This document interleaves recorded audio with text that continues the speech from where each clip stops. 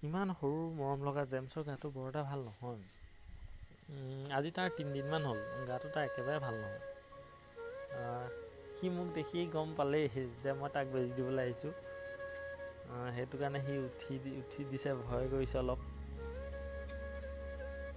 কুকুৰটো একেবাৰে অৱস্থা নাছিলে, এতিয়া বহুত এক্টিভ হৈ গৈছে সি।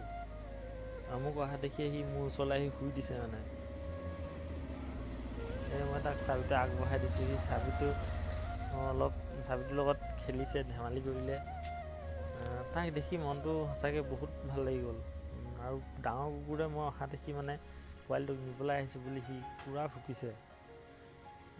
ভবা নাছিলোঁ ইমান সোনকালে ভাল হ'ব বুলি।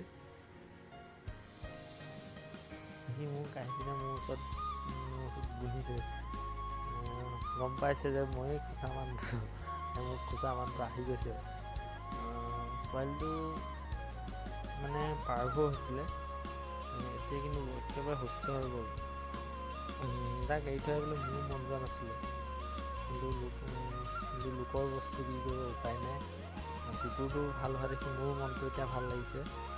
বেচেৰাটো এতিয়া অলপ খেলিছেও, 3-4 দিনমান হ'ল সি খোৱাও নাই ভালকৈ, খেলাও নাই, কিন্তু আজিৰ পৰা সি খাইছোঁ আৰু খেলিছোঁ অলপ। সেইটো কাৰণে মনটো বহুত ভাল লাগিছে মানে এতিয়া তাক এৰি থৈ আহিছোঁ, মোৰো মনটো অকণ বেয়া লাগিছে।